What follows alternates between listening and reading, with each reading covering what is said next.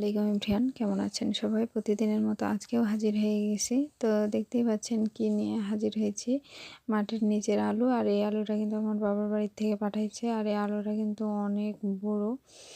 তো আসলে আজকে ভিডিও ছাড়ার কোনো ইচ্ছাই আমার ছিল না, তারপরও ভাবলাম যে না দিই, কারণ আজকে আমি অনেক একটা বড় বিপদ থেকে আল্লাহ মানে নিস্তার পেয়েছি। তো আল্লাহর কাছে লাখো কোটি শুকরিয়া। তো আল্লাহর কাছে শুকরিয়া এই কারণে যে আমি অনেক অনেক অনেক বড় এক বিপদ থেকে মুক্ত হয়েছি। তো যাক, এখানে তো রান্না দেখতেই পাচ্ছেন যে আসলে কি রান্না করছি। তা আসলে আমি আপনাদের সামনে বলতে যাচ্ছি যে আমার ভয়েস দেওয়ার কোনো ইচ্ছাই ছিল না, তারপরও কিন্তু আমি মানে এক ইয়ার উপরেই বসে আমি ভয়েস দিচ্ছি। তো এই যে আলুগুলো আমি প্রেশার কুকারে সিদ্ধ করে নিব। সিদ্ধ করে তেলে ফেলে আমি তেল মশলা যে সব পেঁয়াজ টিয়াজ সব দিয়ে কিন্তু সিদ্ধ করে নিব। এর মধ্যে সিদ্ধ না, রান্না করে নিব বলা যায়। আমার একটু মাংসের ঝোল ছিল, সে মাংসের ঝোল, লবণ, তেল, হলুদ, মরিচ, মশলা যত যা ছিল সব দিয়ে আমি রান্না করে নিব এটা প্রেশার কুকারে। তো এটা এইভাবেই আমার রান্না হয়ে যাবে। তো বিপদ বলতে নাই বলি, কারণ বিপদটা আসলে আমার নিজেরই, কারণ অনেক বড় বিপদ বলা যায়। কারণ আমার বাবুর বিষয় নিয়ে, মানে আমার বাবুকে আবার আমি ফেরত পেলাম এরকম। তো যাক, এই তো দেখতে পাচ্ছেন আমার রান্নাটা হয়ে গেছে। তাই আলুটাও সুন্দরভাবে সিদ্ধ হয়ে গেছে। মানে আমার বাবুর আজকে এমন এক সমস্যা হয়েছিল, যেটা বলা যায় যে আল্লাহর কাছে আমি দ্বিতীয়বার আমার সন্তানকে ফিরে পেলাম।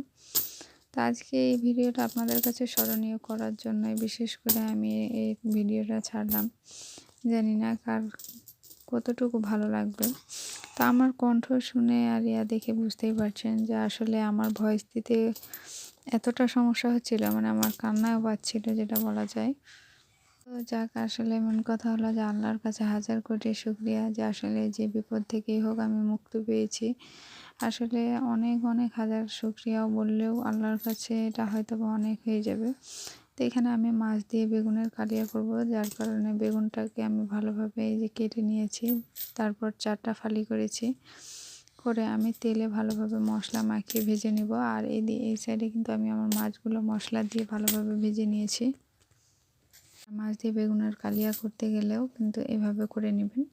তো কেউ আবার বেগুনের কালিয়া এমনি করে, আর আমি মাছ দিয়ে করছি। আপনাদের যার যেরকম ইচ্ছা সেরকম করে রান্না করতে পারেন।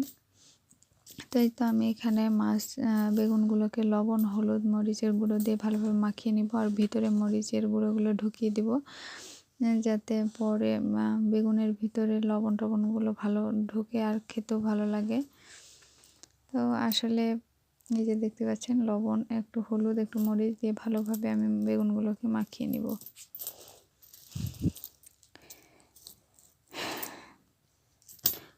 তো কি বলবো আর, মানে আসলে আজকে আমি কোনো ভাষাই খুঁজে পাচ্ছি না।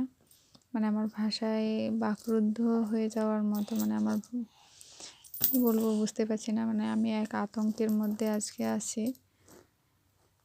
তো আমি তো বললাম যে একটা বিপদ থেকে আমি উদ্ধার পেলাম।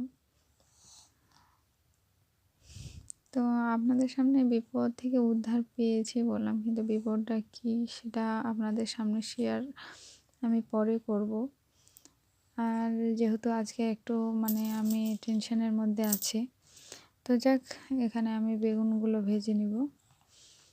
আর বেগুনগুলো কিন্তু ভালোভাবে ভেজে নিতে হবে, এমনভাবে ভাজতে হবে যাতে একেবারে সুন্দর এপুর ওপর সিদ্ধও হয়ে যায়, আবার ভালোভাবে এদিক ওদিক ভাজাও হয়ে যায়।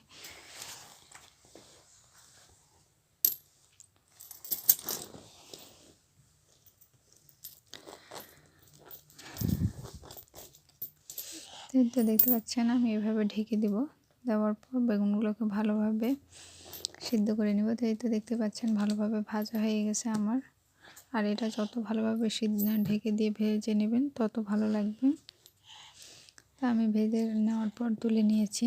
এখানে দিয়ে দিব পেঁয়াজ এবং আদা, রসুন, জিরা বাটা, মানে সবগুলো বাটা দিয়ে আমি মাছের মশলাটা, মানে ইয়ার মশলাটা আমি করে নিব। এখানে লবণ, হলুদ, মরিচ যেভাবে আপনারা মাছের মানে মশলাটা তৈরি করেন সেভাবেই মশলাটা তৈরি করে নেবেন। নিয়ে আসো। তো আমার বাবু এই সাইডে খেলতেছে, যার কারণে একটু সমস্যা হচ্ছে আমার ভয়েস দিতে। তো যাক, আসলে আজকে কি বলবো, আর আমার বলার আসলে ভাষা নেই। তো যাক, আমার জন্য দোয়া রাখবেন, আমার বাচ্চাটার জন্য দোয়া রাখবেন, আমার 2টা বেবির জন্য আপনারা সবাই দোয়া রাখবেন। আর আসলে আজকে হয়তোবা সবার দোয়ার কারণেই আমার বিপদ থেকে আমি মুক্ত হয়েছি। তো দেখতে পাচ্ছেন আমার মশলাটা কত সুন্দর ভাজা হয়ে গেছে। আর এইভাবে ভাজা হয়ে যাওয়ার পর আমি এই তো আমার ভাজা বেগুনটা দিয়ে ভালোভাবে কষিয়ে নিব।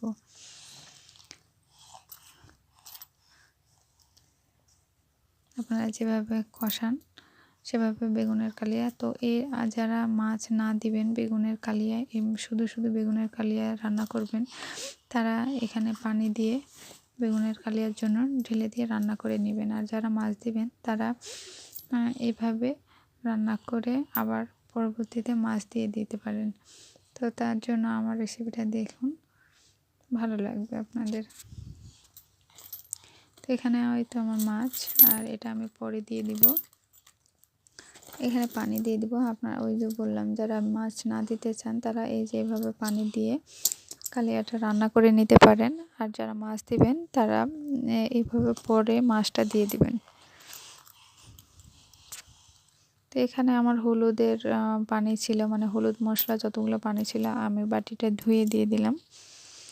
আর এই তো আমার এখানে বেগুনের কালিয়া, যদি মাছ না দেন তো এইভাবে বেগুনের কালিয়াটা রান্না করে নেবেন। আর যদি মাছ দেন তাহলে এই তো লাস্ট পর্যায়ে গিয়ে মাছগুলো দিয়ে দিবেন। আর যেহেতু আমি মাছ দিব সেই জন্য আমার বেগুনের কালিয়াটাতে বেশি পানি দিব।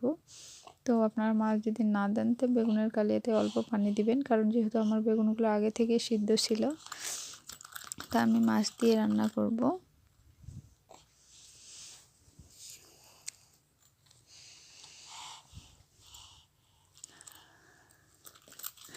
তো এখানে আমি মাছগুলো কিন্তু আগে ভেজে নিয়েছিলাম। আপনারা ভেজে নেওয়ার চেষ্টা করবেন, কারণ ভেজে না নিলে কিন্তু বেগুনের কালিয়াতে যদি দেন মাছগুলো তাহলে ভালো লাগবে না, যার কারণে একটা আষ্টে ভাব থাকবে। তা আপনারা অবশ্যই কালিয়াতে দিলে মাছগুলো ভালোভাবে ভেজে নেবেন। ভেজে নিয়ে এইভাবে আলতো করে দিয়ে দিবেন, দেওয়ার পর ঢেকে দিবেন। তো আমার এখানে একটু ডিম ছিল মাছের, সেই ডিমটাও আমি কিন্তু হালকা ভাবে দিয়ে ঢেকে দিব, যাতে আমার ডিমগুলো ভালোভাবে সিদ্ধ হয়ে যায়।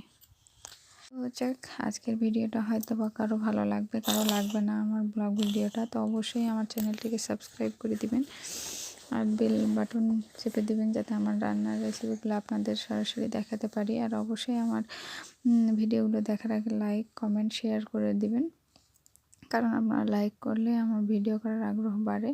তো অবশ্যই আপনারা লাইক করে দিবেন। আর তো দেখতে পাচ্ছেন আমার বেগুনগুলো কি সুন্দর সিদ্ধ হয়ে গেছে, আমার হাত দিয়ে করা মাত্রই দেবে যাচ্ছে। তো এইভাবে আলতো করে আপনারা ভালোভাবে সিদ্ধ করে নেবেন, যাতে মাছ বেগুন আপনার সম্পূর্ণ সিদ্ধ হয়ে যায়। তো যত সম্ভব কালিয়া বানাতে গেলে ছোট বেগুনগুলো নেবেন, ছোট বেগুন নিলে কিন্তু খুব সুন্দর সিদ্ধ হয়। তো যাক, ভালো থাকবেন, আল্লাহ হাফেজ সবাইকে।